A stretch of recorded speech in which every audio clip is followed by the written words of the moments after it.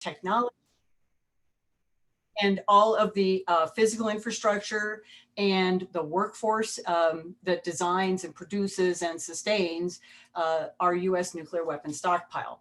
And the National Nuclear Security Administration is a semi-autonomous agency within the Department of Energy that manages that enterprise.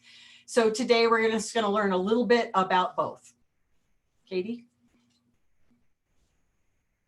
Next slide, please. Thank you.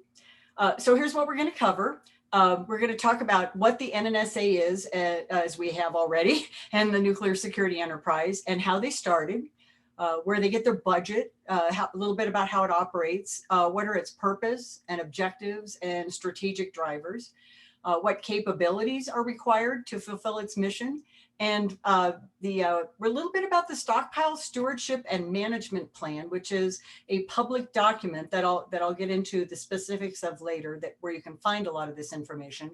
And then my little soapbox of why we should all care about this. So Katie, could we move on, please, to the next slide? Here's the basics of the US nuclear deterrent. We are a triad, which means we have 3 different ways to deliver weapons. We have sea-launched ballistic missiles that are launched from submarines. We have intercontinental ballistic missiles that come out of silos, and we have bombers that can drop missiles, which is just exactly what you saw in that video at the beginning. And so we have a US policy established by a document called the Nuclear Posture Review, also a public document, that we maintain a nuclear deterrent as part of our national defense for the foreseeable future.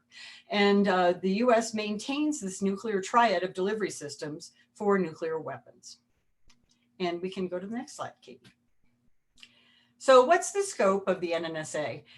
It's part of as I mentioned, it's part of the Department of Energy that handles all things nuclear that serve the military. And that includes weapons, non-proliferation, counterterrorism, and naval nuclear propulsion, and a few other things. But when we talk about the weapon activities portion, we're just talking about this part that deals with the nuclear weapons stockpile very specifically.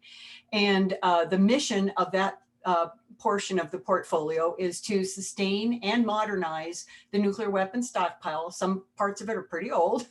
Ensure that the stockpile is safe, secure, and reliable. And that basically means that it will work almost every time that it's supposed to, and it will not work ever when it's not supposed to. So there's also the task of sustaining all the assets and the capabilities of the nuclear security enterprise, which I mentioned earlier. So we'll have a little bit more detail on that. Go ahead, Katie. So here's where the sites of the nuclear security enterprise are. This is a graphic directly out of that Stockpile Stewardship and Management Plan that I mentioned earlier. It shows that there's a headquarters organization of federal employees in Washington, D.C., and people that are all around the nation, and we'll talk more about the details on that. There used to be a lot more sites. There was a contraction after the end of the Cold War, but these are the existing sites today. So there's 3 national laboratories, a test site, and 4 manufacturing sites, one of which is also the assembly and disassembly site. Go ahead, Katie. Then we have the infrastructure that makes this up. It is a huge amount of infrastructure. The physical assets are extensive, and they're highly specialized for the most part to meet mission. And they're spread across all of these sites. This is a placemat of sort of fast facts that you can get again in the 2020 SSMP, which we're going to talk about in a minute, that gives you just sort of an idea of just how big this enterprise is, and how many buildings and square feet and so on that it has. Okay, Katie. So in addition, to run all of these sites, the Nuclear Security Enterprise has an extensive workforce, something like 42,000 employees as of September of 2018. So it's quite a bit more now, actually. It has a relatively small cadre of federal employees that oversee the Nuclear Security Administration, the Nuclear Security Enterprise. But the 8 major sites employ all these people. on behalf of the Department of Energy through prime operating contracts. Some people call that GOCO, government-owned, contractor-operated. And that means that the government owns all the assets, but the people are contractors.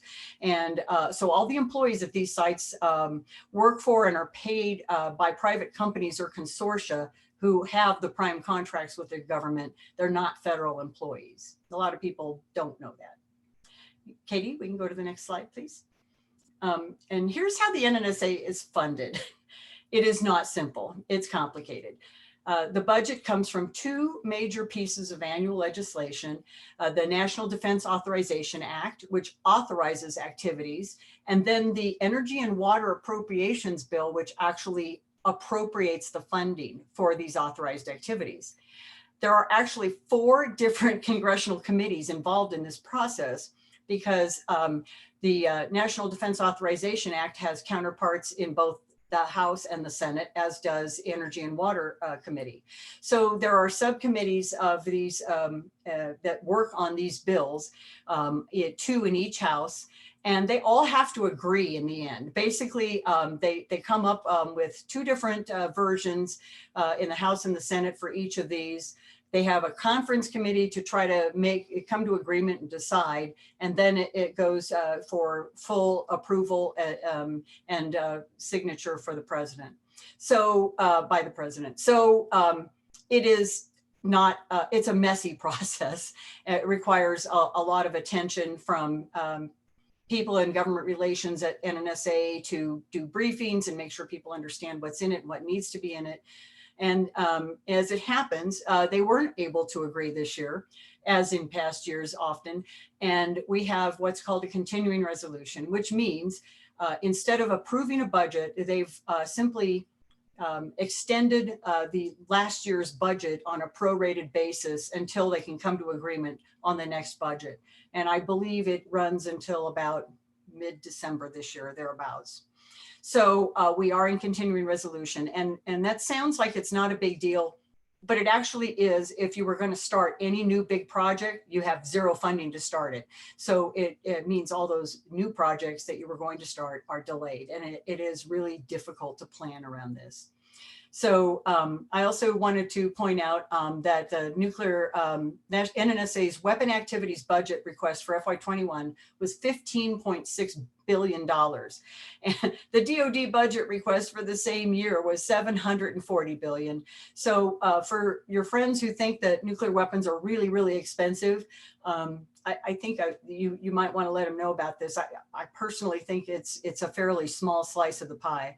To be fair, the $740 billion also includes all of the delivery system infrastructure, all the missiles and all the planes and so on. But the actual weapons themselves are produced within this.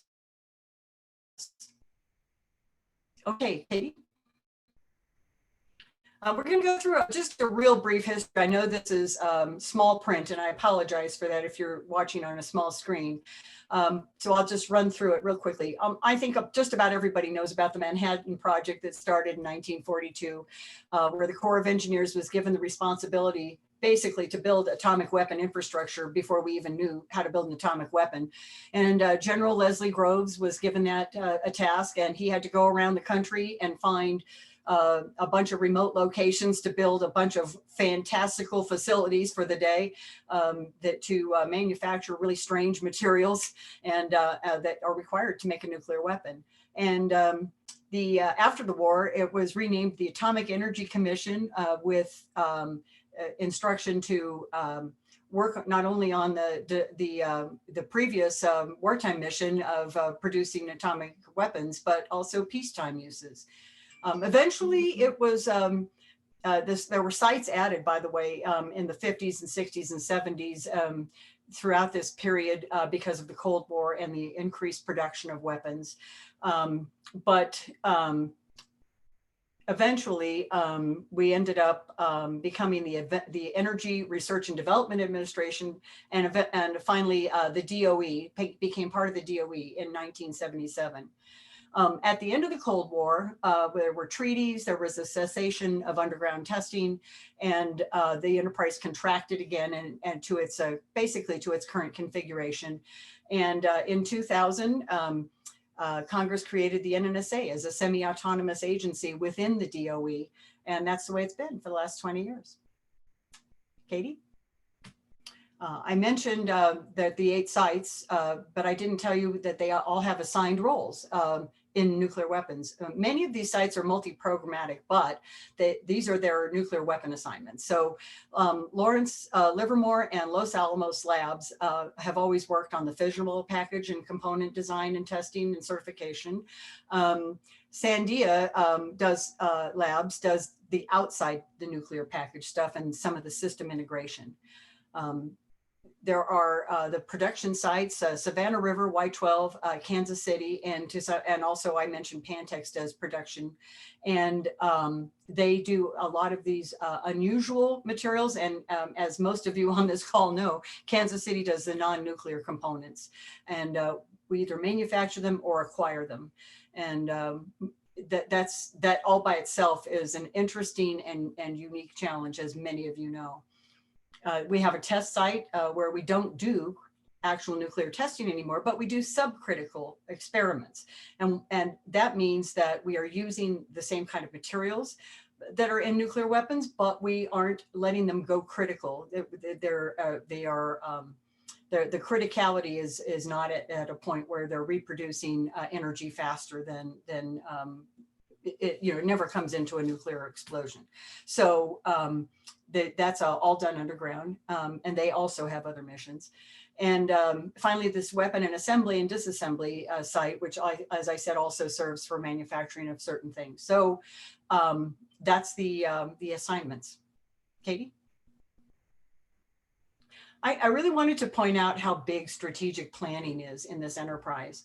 I already mentioned the nuclear posture review, which is sort of the PAPA document that from which all of this stuff comes. It is the top level strategy of the United States to maintain a nuclear deterrent. From that, the Nuclear Weapons Council and Strategic Command and the military and the Pentagon figure out what the warfighting scenarios are for our country and what that means in terms of the kinds of nuclear weapons we need to keep in our stockpile. And then it flows down through the Department of Energy strategic plan into an enterprise strategic vision for the National Nuclear Security Administration. They do a really good job of ensuring that there's a straight line of sight from what we're supposed to deliver, from what the policy is down to what we're supposed to deliver. I say we, meaning, the United States. Go ahead, Katie, sorry. Another thing that I wanted to make really clear, and I think is not always clear to people who don't work in this enterprise, is there are a ton of really cool strategic capabilities in this complex. And they work not only in the weapon area, in material processing and manufacturing and component production, but also in the scientific area of modeling and simulation and computational science. There's design and systems integration of weapons, but there's also a lot of science and engineering, not only related to weapons, but general research that leads to all kinds of cool inventions. And it's just necessary to have that at these national laboratories. They're a national treasure in a lot of ways. So there's cool things that happen at just about all of these sites. There are really cool things going on that are unique and don't happen anywhere else. In some cases, almost nowhere else in the world. So then we have, of course, the infrastructure around the weapon assembly and storage and testing and disposition. You got to do something with them when you take them apart. And transportation and security, which sounds real simple, but when you're talking about nuclear weapon components, it's a pretty big challenge. Go ahead, Katie. So now we're to this Stockpile Stewardship and Management Plan, which I mentioned earlier. It is a 25-year roadmap for sustaining the U.S. nuclear deterrent, essentially. This is the cover of the thing that was published, the report that was published a little over a year ago now. And it's the latest one publicly available. It's available at the website I've shown here. I think Katie was going to try to put it in the chat so you can maybe see it later. And it provides a very transparent view of the plans for the stockpile and the national security enterprise, and it provides it to the public, to our allies and to our adversaries. There's a method to the madness of convincing both our allies that we have the deterrent that will help protect them, and to our adversaries that we have the deterrent that will keep them at bay. So there's a strategy to this transparent view. Okay. There's a heck of a lot of information in this document. There's a bunch about the current stockpile, not details that you're not supposed to know, but quite a bit. And there's a lot about the modernization that's going on. We have several weapon systems that I mentioned to you are quite old, but they're being modernized so that they can continue to be used. And then there are capabilities required to sustain the current stockpile, and that's outlined and discussed. It's you heard about a few of them earlier in an earlier slide. There's an infrastructure update. It talks about the status of the infrastructure, the age, the condition, and it talks about a lot of the investments that we're making to improve and upgrade and sustain the infrastructure into the future, so that underpins the capabilities we talked about and the ability ultimately to sustain the stockpile. There's a bunch of workforce information. I told you the big number of 42,000 earlier, but there's a lot more information about what that looks like in terms of the disciplines of people who work there and so on. Safeguards and security, I mentioned before. There's a picture at the bottom here that shows the tractor part of the tractor trailer type that we use. It's a heavily armored tractor trailer set up with very specialized force. And they keep those weapons safe and the components safe when they're going around the country. And finally, there's site-specific information. I did not mention this earlier, but the format of this particular report varies from year to year.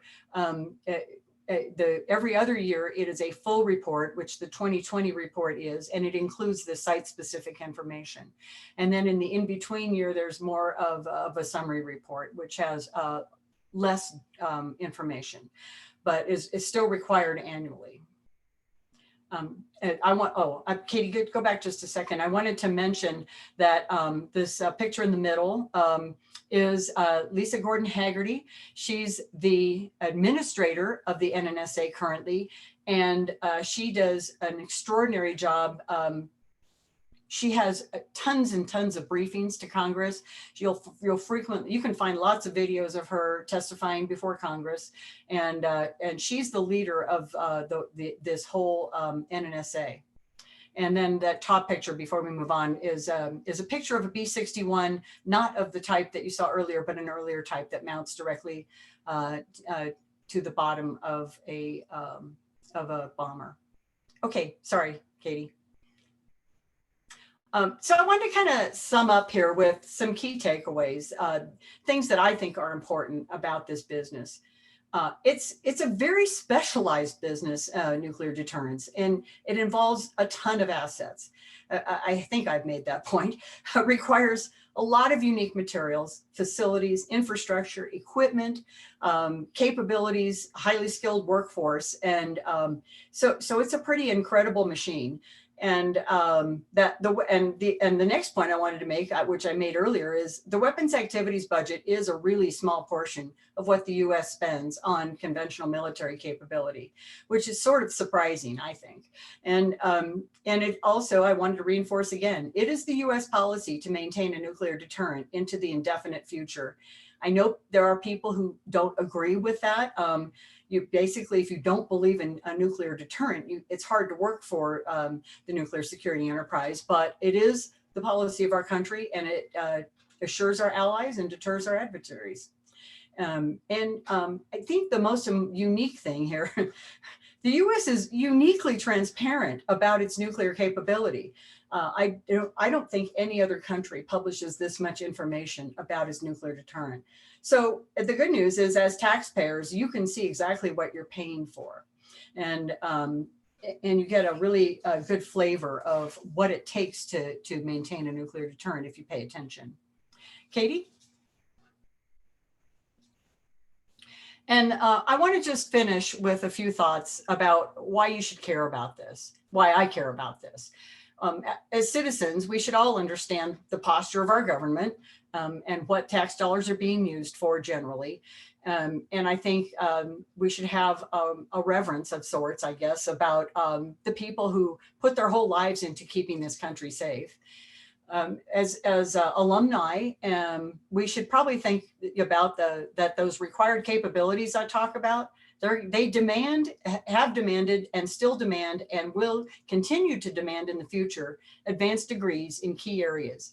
I talked about computational sciences, and with all the modeling and simulation that we do to maintain a stockpile certified without nuclear test, that's super, super important. And there's going to be big changes in that area when computation becomes quantum based, which is not that far off.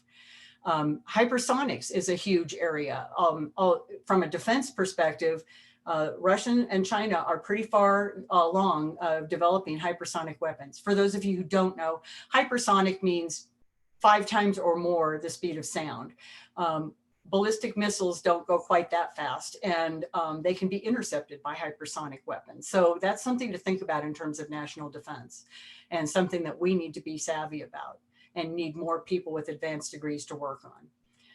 On material science and engineering, I've listed this because the friends I have that have worked on space-related stuff tell me that almost every problem they have is materials related and the behavior of materials and so on. And that ties in also to advanced manufacturing in the sense that the different kinds of manufacturing that we're doing now, some of it at the nano level and the additive manufacturing and the buildup we're doing, we have materials have way different properties when they're used in different ways and manufactured in different ways. So we need way more people in these areas.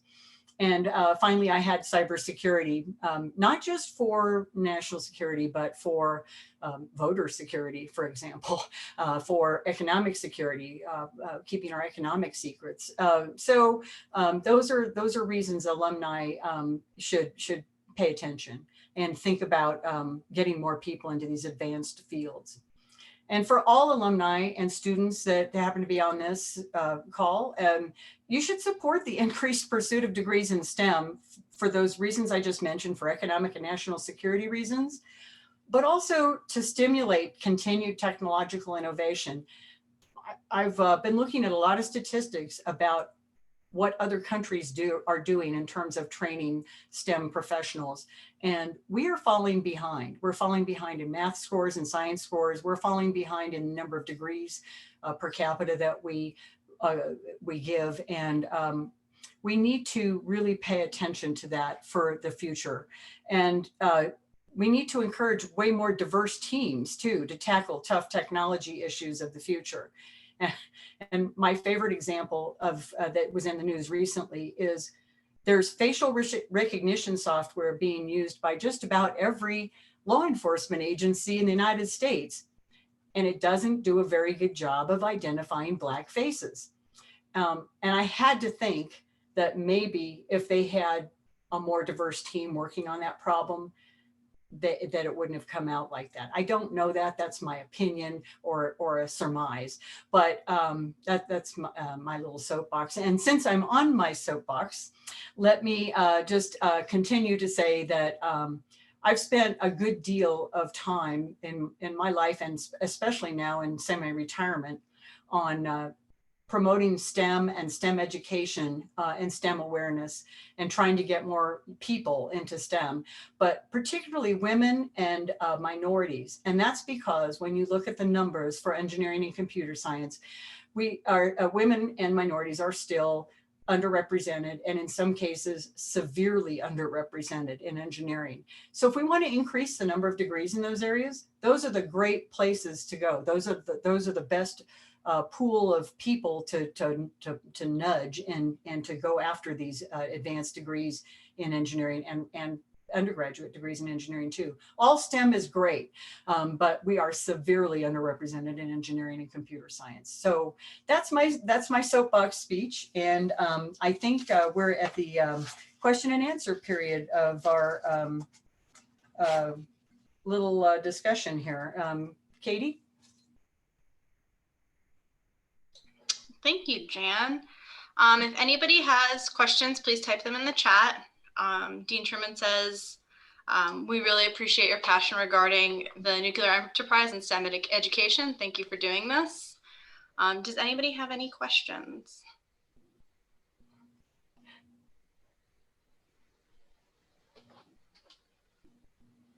Oh my goodness, really?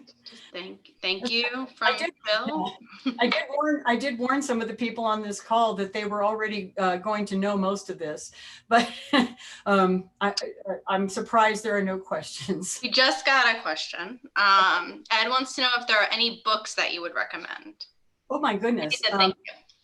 Well, there's a really good series of books by Richard Rhodes, and they're Pulitzer Prize winning.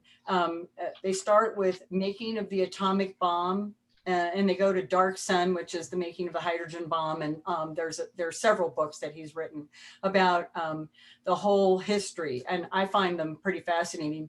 In places they're a hard read, but a technical person should not have too much trouble. Making of the Atomic Bomb starts with the Rutherford Laboratories, in the 1800s. So it's pretty comprehensive. So I would say that's a good place to start, especially if you happen to be interested in history. I dropped that in the chat for those of you that want to grab it. I also did drop the link that she mentioned in the chat when she was talking. Everyone's saying thank you. Aw. If anybody has additional questions, Katie, can they send them to you and you can forward them, or they can send them directly to me if you want to just... Sure, they can send them to me.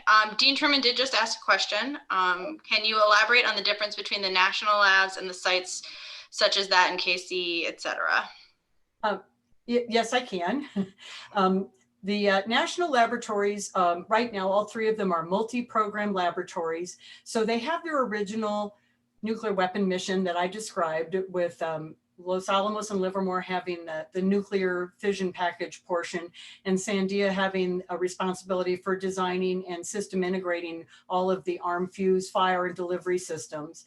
They have a little bit, actually a couple of the labs now have a little bit of a manufacturing mission, partly due to the contraction of the complex that I talked about earlier, and partly just because it fits with their mission.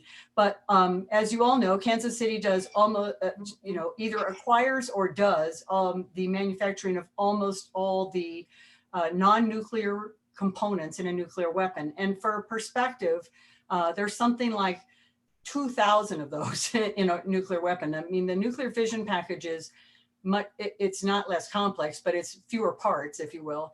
And it takes a lot of stuff to make sure the weapons work and when they're supposed to, don't work when they're not supposed to, are armed and fused and ready to fire when they're supposed to, and so on. And the Kansas City plant does a lot of that manufacture. Savannah River and Oak Ridge do more of the stuff that's in the nuclear package, the materials, the specialized materials I talk about that are required for that. And Pantex is doing the high explosives. Most of you, I think, are aware, or you can look it up on Wiki. Almost everything I talked about, you can Wiki if you want more information, by the way. But you have to implode a nuclear package to get it to work, and they do that with an implosion powered by conventional explosive of some sort. So that is manufactured at Pantex, or they manage the manufacture of it. Does that help, Dean? We have another question, comment. Eric would like to hear more about your career, your goals, changing goals, mentors, good stories like that, kind of how you found your way. Oh my goodness. Well, Eric, I'm an accidental engineer. I'm what they call a reentry student. I have a first degree in Spanish. Ended up in an administrative job at first at Burns & McDonnell. And after a year of working there, I said, you know, I think I could do this engineering thing. I went to Penn Valley Community College for a year, got my physics under my belt. I'd already had the chemistry and math, long story, but I didn't have the physics to start the engineering curriculum. So then it took me 3 years of part-time, full-time, on and off to get through the engineering curriculum. You know, you have to take it in a certain sequence and so on. And finally got my engineering degree. Shortly after I graduated 9 months or about 5 months pregnant. started at the Kansas City plant. I actually, I had a 3-month-old at that time, and I interviewed the day before I had my kid. That's a fun story. Anyway, after a couple of years there, my husband and I decided that if we were ever going to move, we should move before our kid was old enough to go to school. And we started looking, and we picked the Southwest, and I got a job at Sandia, and the rest is history. You heard the litany of different jobs that I had there. I started in facilities and ended up in the program office for nuclear weapons, because a lot of decisions are made there about investments to support capabilities. So I usually like to characterize my expertise as being in the underlying capabilities and infrastructure that are needed to support nuclear weapons and their manufacture and care. Gosh, I don't know. I spent 33 years at Sandia. It included a 2-year assignment on loan at the Atomic Weapons Establishment in England, and which was probably the highlight of my career, and a couple of different assignments in Washington, DC. And several years as a manager. It was a great ride. And now I'm spending a lot of time on volunteer stuff, things like UMKC alumni, things like Society of Women Engineers, do outreach activities. Well, we did before COVID, and a lot fewer now. There's a lot of work to be done. There hasn't been much progress on women in engineering, even since I was in school, when there were, I think, 2 mechanical engineer women in my graduating class in 1983. So there's more than that now, obviously, but it's not great. It's something nationwide. It's something like 14% women in mechanical engineering. So I hope that helps. We have 2 other questions. We'll do 3 questions, and then after Victor's question, we're going to close questions because we're running out of time. So we'll start with Shani's. She said, thank you, Jan. What are some ways we can further encourage students, particularly women and people of color, to pursue STEM careers with NNSA Nuclear Enterprise? That's a really good question. I did a lot of recruiting for several years for Sandia, and it is difficult to find people who are interested in national security for a bunch of reasons. You have to conduct a certain lifestyle to get a security clearance is one thing. And some people don't like to subject themselves to that. They're pretty exacting in their requirements for entry into this business. When I entered into Sandia, they were very, very picky about GPA. They've gotten a little less focused on that and a little more focused on experience and what you have to offer besides just your GPA. So that's good news for most people because some people, I mean, they just have a little hiccup getting started in their engineering curriculum, and then they do great, but they have maybe not the GPA that some other people do, or they had to work and their GPA isn't as high. So there's a lot of good reasons that's not the best parameter, if you ask me. But to prepare, gosh, well, you have to get an advanced degree if you really want to go places in the laboratories. I can tell you that for sure. And I just think in general, engineering, it's just the basics now in your undergraduate degree. I'm actually sort of surprised that professional engineering doesn't actually almost require a master's now to get a PE. You know, if you want to specialize, you pretty much have to do a grad school gig, at least a master's. And that wasn't the case when I graduated, but I did end up getting a master's, which Sandia paid for, was really nice. And it happened to be related to what I was doing at the time, which was project management of construction projects. So I got a construction management degree out of the civil engineering department at UNM, master's in that. But I'm not sure I'm hitting the mark here. So keep asking a question if I didn't hit on what you wanted, and Katie will pass it on. From Jim, we have, what would you tell a person that is concerned about pursuing a career in this field if they have issues with the moral concerns about nuclear weapons? So first of all, as I said in the talk, if you don't believe in the concept of nuclear deterrence and that it actually keeps us safe and our allies safe, then you really can't work in this business. But if you just have a concern about the use of the weapons, I don't know anybody who wants to use them. Everybody I know is a patriot and they just want to keep the country safe. So I'd say if you're interested in national security and you can get, and you believe in nuclear deterrence, I think you can justify working in this business. But if you really are a peacenik and you have a fundamental issue with the creation of weapons of destruction, that's a tough sell. That's a tough thing to compromise yourself for. So you just have to kind of know yourself up front of whether you would be willing to do that work or not. That's fair. I don't know if you can answer this question, but the question from Victor is, how does AWE view weapons versus the US? I can't answer that question. It's been many years since I was there, and I have a disclosure agreement I couldn't say even if I had an opinion. Suffice it to say, there's a 1959 agreement with the UK, and we do share information with them. I think that might be of interest. So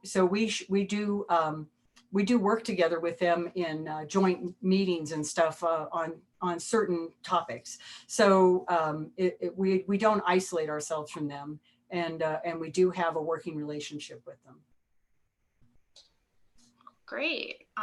As Jan mentioned, if you have additional questions that you want me to shoot her way, please feel free to email those to me. I'd like to thank you all for joining us today. I apologize about the technical difficulties at the beginning. And I would like to thank Jan so much for her presentation. You bet. You're welcome, Katie. Hi to everybody. I know quite a few of you, so thanks for joining. Appreciate it a lot. Thank you.